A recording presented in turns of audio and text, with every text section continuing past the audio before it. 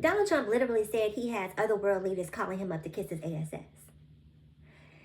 And people think it's cute, right? And by people, I mean MAGA. Maybe I should be using the word people when I'm talking about MAGA because these are not people. But anyway, Donald Trump says he has other world leaders calling up to kiss his ass because they're afraid of the tariff war. They don't want the repercussions. They don't want the backlash. They don't want their GDP and their countries to suffer from whatever tariff war that Donald Trump is starting for absolutely no reason, right?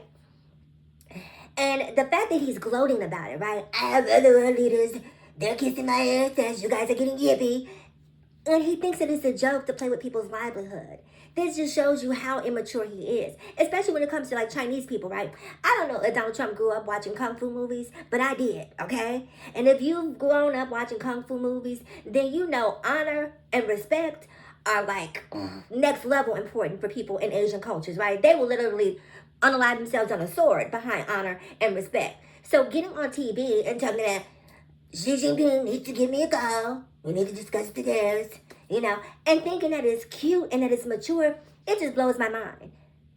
It blows my mind that this is where we are and this is who we have for leadership. A man who who lacks decorum, right? Who lacks respect, who lacks integrity. How did you guys think that this was the person that you wanted to lead the country? But here we are. He's here now, right?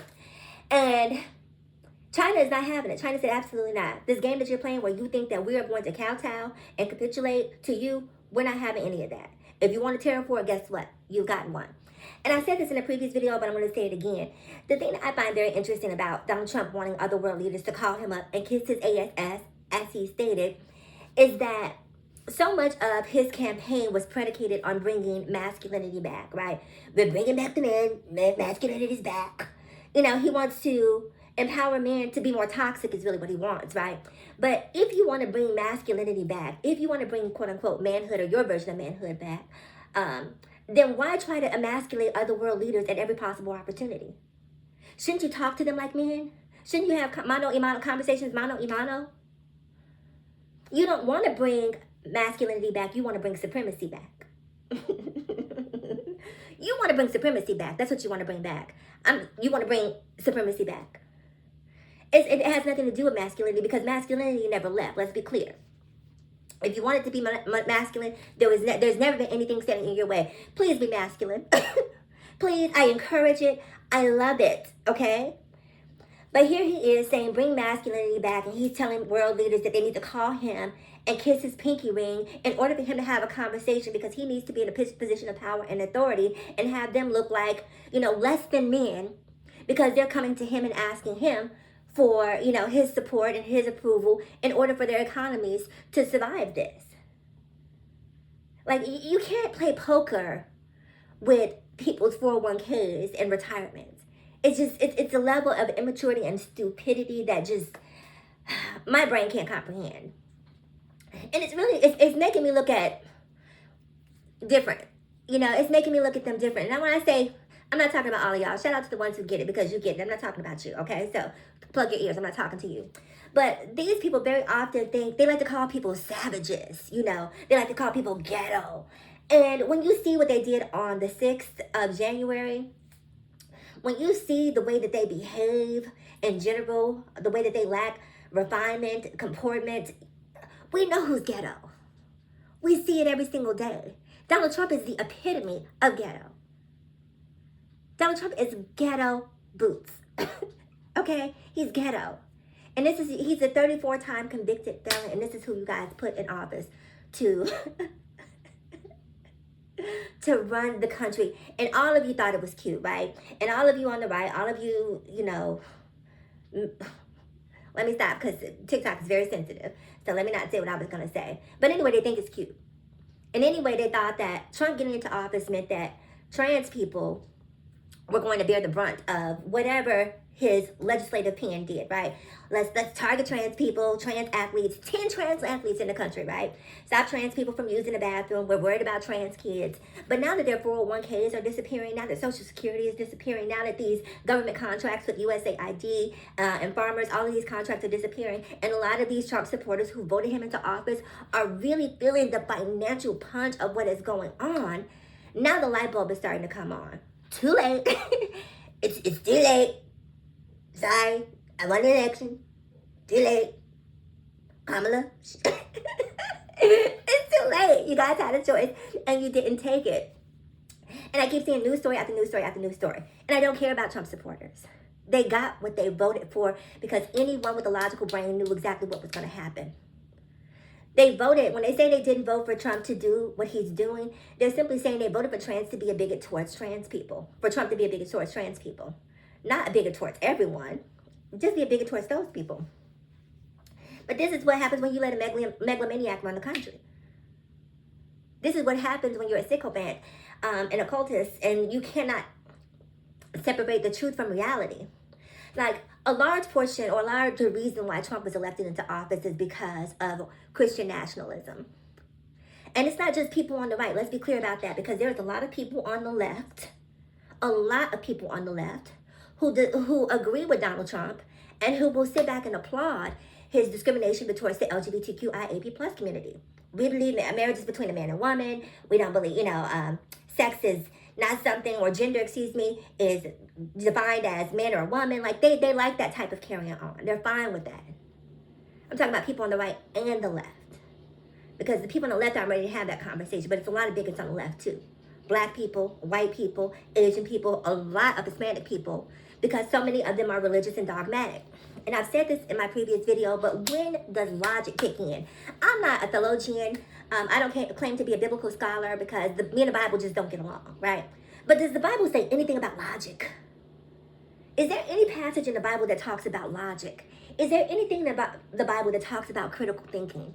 Is there anything in the Bible that talks about, using your eyes for their intended purpose and not walking by faith and not by sight? The Bible has really done a number on you people. And I don't care who you worship. That's your business, between you and your deity, whomever that may be. It is not my business. But at some point, you have to put the Bible down and pick logic up. This is why we're in this position. All you guys were concerned about trans people that you never have any encounter with. You're in the middle of rural Kentucky. Where are you running into trans people? At the Piggly Wiggly? Where? You know it's not an issue. But Trump says it, and so you being illogical because of what you read in the Bible, it doesn't even register to you that you're being manipulated, because you don't have interactions with trans people. You don't see trans kids being, I don't want to say you don't see surgeries being performed on trans kids. Like, you don't see that, but they say it over and over and over and over again until it becomes fact.